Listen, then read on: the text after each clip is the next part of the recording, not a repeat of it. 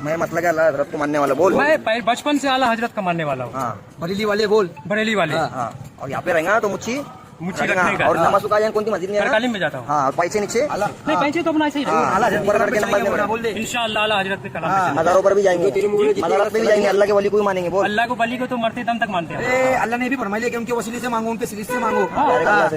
तो देता भी नहीं तो यहाँ खड़े खड़े अभी बोल माफी मांग।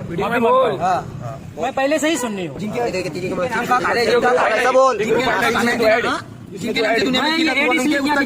कारीगर लोग को सुनाता हूँ कि इतना गलत बात है। और नासिक में ये भी बोल, नासिक में जो दो बंदे आएंगे उसको मारेंगे बोल।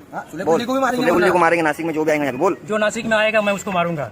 किसको मारेगा? सईकुल्ली को। 24 सुलेकुल्ली, सईकुल्ली सईकुल्ली नहीं सुलेकुल्ली, 24 देवबंदी। और तारिक जमील को मारूंगा बोला बोल। इंशाअल्लाह तारिक जमील को भी मारूंगा। देखा ना भाई लोगों को बोल रहा है तारिक जमील को हड़वा बोल। ये बोल रहा था बोल इधर तारिक जमील को हड़वा बोल। तारिक जमील भरवा जाकिर नाइक में भड़वा बोल। अज़ीज़ान किराम में आपने देख लिया वीडियो कि ये चंद खबीस लोग एक बेचारे सीधे साधे मुसलमान को पकड़कर ज़बरदस्ती कहलवा रहे हैं कि तुम बोलो मैं मसलक आला हज़रत का मानने वाला हूँ और नासिक में रहना है तो आला हज़रत को मानना है और नमाज भी कौन सी मस्जिद में पढ़नी है, इस मस्जिद में या इस मस्जिद में। ये एक पूरा मॉब लिंचिंग वाला मामला है। ये एक मुसलमान दूसरे मुसलमान को पकड़कर ज़बरदस्ती उससे आला हज़रत का कलमा पढ़वा रहा है और अपने मसलक उसके ऊपर थोपने की ज़बरदस्ती जबरन ज़ालिमाना और जाबिराना तरीक़े से कोशिश कर रहा है। क्या ये मुसलमान हो सकता है ऐसा करने वाला? गैर करते हैं ठीक है, उनको इस बात का इल्म नहीं है, उन्हें कोई लेना देना नहीं है, जन्नत और जहन्नम से उनका कोई मैटर ही नहीं है। लेकिन एक मुसलमान दूसरे मुसलमान के साथ ये मामला करे कि ज़बरदस्ती किसी भी शख्स को पकड़कर बरेलवी बनाना, उसको अहले हदीस बनाना, उसे देवबंदी बनाना, ये किस हिसाब से ये हो रहा है? इन लोगों के ख़िलाफ़ कार्रवाई होनी चाहिए। इनके रहनुमा क्यों इनकी इस्लाह नहीं कर रहे हैं? ऐसा क्यों हो रहा है? अज़ीज़ान गिरामी आपने देख लिया बरेलवी हज़रात की गुंडागर्दी।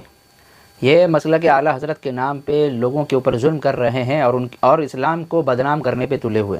हकीकत में इनका इस्लाम से कोई ताल्लुक़ नहीं होता है, बल्कि इनके पीछे एक बहुत बड़े जमात का एक वफ़द का हाथ है जो इन्हें रुपया पैसा दे रहा है इस काम पर और उनसे पैसे की बुनियाद पर ये सारा काम करवा रहा है ताकि हर मसलक बदनाम हो सके और एंड में पूरा इस्लाम ही बदनाम होता हुआ नज़र आए। चूँकि गैर कौम जो है वो बरेलवी देवबंदी अहले हदीस नहीं जानती, दाढ़ी टोपी देखकर मुसलमान ही वो समझती है और इस्लामिक नाम अगर आपका है तो वो मुसलमान है। उनकी नज़दीक न बरेलवी काफिर है, न देवबंदी काफिर है, न अहले हदीस, न शिया, कोई नहीं। अगर उसका नाम इस्लामिक है, उसका हुलिया इस्लामिक है तो वो मुसलमान है। ये हम ही है जो आपस में एक दूसरे को काफिर समझते हैं। बरेलवी हज़रात देवबंदी को काफिर समझते हैं, देवबंदी हज़रात बरेलवी को समझते हैं, वो अहले हदीस को और अहले हदीस इन दोनों को। ये हम आपस में बटे हुए हैं मसलक की बुनियाद पर। मसलक की बुनियाद पर एक दूसरे को गालियाँ देना, एक दूसरे के ऊपर कुफ्र के फतवे लगाना, ये हम लोगों का काम है। लेकिन गैर कौम एक ऐसी कौम है जो हम तमाम मसलक वालों को मुसलमान समझती है। वो मॉब लिंचिंग के वक्त ये नहीं देखती कि ये बरेलवी है या इसका ताल्लुक़ जमात से है। वो ये देखती हैं गैर कौम कि ये दाढ़ी टोपी वाला है, ये इस्लाम और मुसलमान है, इस्लाम का नाम लेवा है, बस इसके ऊपर मॉब लिंचिंग करो। लेकिन ये खबीस लोग नासिक में रहते हैं और नासिक के लोगों को पकड़ कर अपने मसलक की ज़बरदस्ती तबलीग कर रहे हैं। हालांकि इस तरह से इस्लाम की तबलीग भी जायज़ नहीं बल्कि हराम है। अगर कोई इस्लाम की तबलीग भी इस तरह करता है कि ज़बरदस्ती लोगों से कलमा पढ़वाए और उसके ऊपर जुल्म करे और वो ना पढ़ना चाहे तो उसे मारे पीटे, धमकियाँ दे, डराए, तो ये इस्लाम की तबलीग भी इस तरह करने की ममानात है इस्लाम के अंदर ही। तो कोई मसलक किस तरह से अपने मसलक की तबलीग कर सकता है? हत्ता कि इस जाहिल ने क्या कहा कि तुम बोलो मौलाना तारिक जमील को भी मैं मारूंगा, ऐसा इसने उससे कहलवाया। यानी ये उलमाए देवबंद से अपने दिलों में किस कदर बुग़्ज़ रखता होगा। तो ये एक दुश्मनी, ये इस्लाम के दुश्मन है।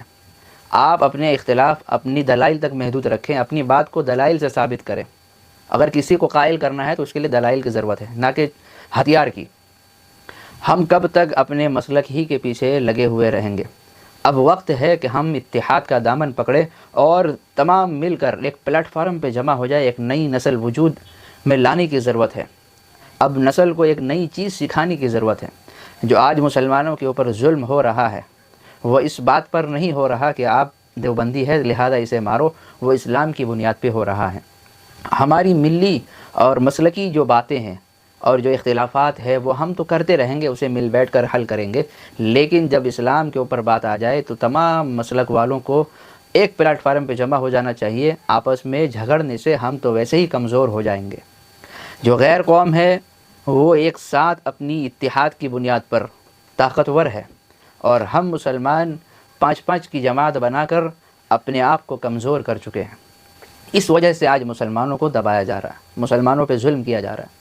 مسلمان اس دور میں ایک ایسی قوم ہے نہ جس کے پاس نہ کوئی ایسی مسجد ہے جس میں تمام مسلک کے لوگ نماز پڑھ سکتے ہوں، نہ کوئی ایسا مدرسہ ہے جس میں تمام مسلک کے بچے اور بچیاں تعلیم حاصل کر سکتے ہوں، نہ مسلمانوں کے پاس اپنا کوئی جو ہے ایک ہاسپٹل ہے جس میں تمام مسلک کے لوگ اپنا علاج کروا سکیں، نہ مسلمانوں کے پاس آج ایسا کوئی تھانہ ہے، پولیس اسٹیشن ہے جہاں تمام مسلک کے لوگ آپس میں آ کر اپنا کیس اختلافی اور شرعی کیس درج کروا سکیں۔ نہیں ہے۔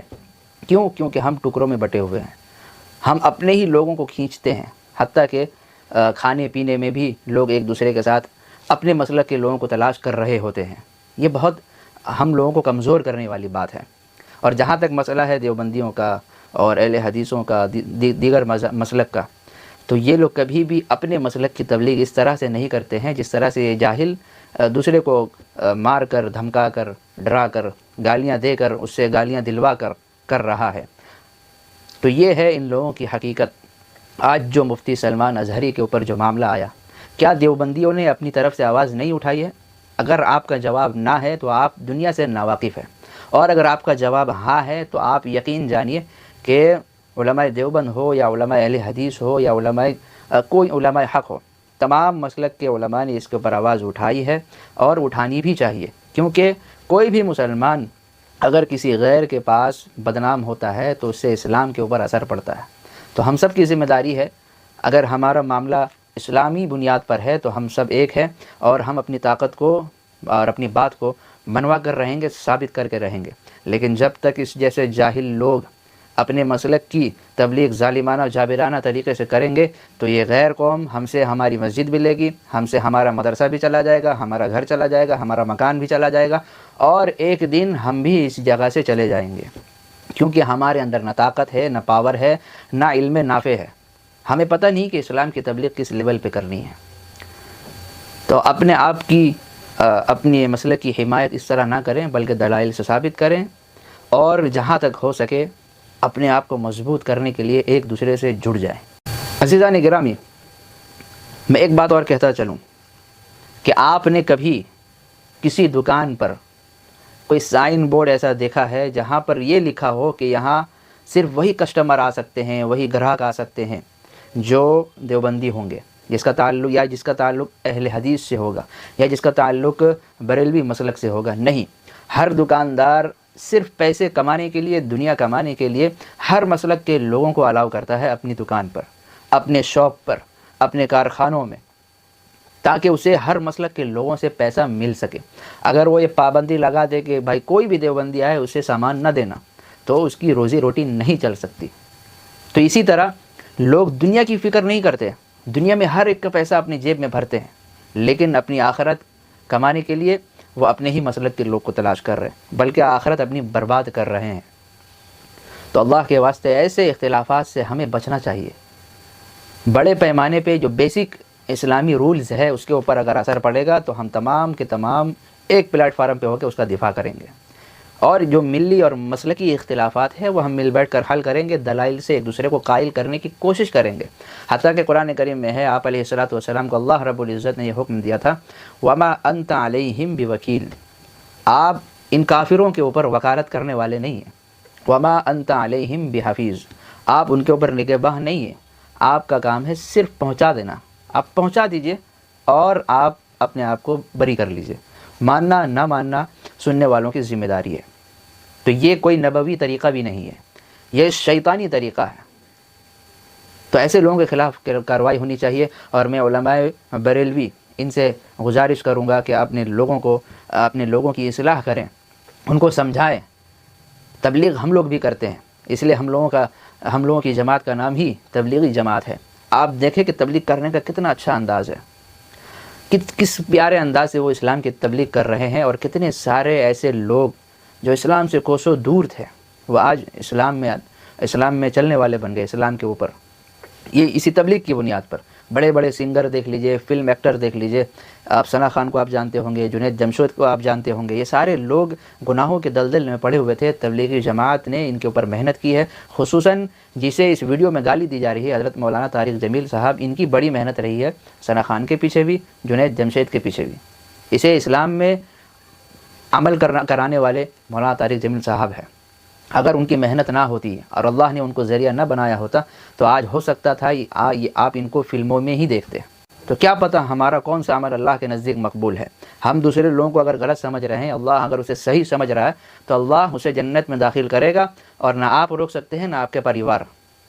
تو یہ ہم اس کا فیصلہ نہیں کر سکتے کون سچ ہے اور کون جھوٹ پر ہے۔ اللہ تبارک و تعالی ہم سب کے ایمان کی حفاظت فرمائے، اتحاد پیدا فرمائے، اور مسلکی اختلاف کو دلائل سے ثابت کرنے اور سمجھانے کی توفیق عطا فرمائے۔ وما علینا الا البلاغ۔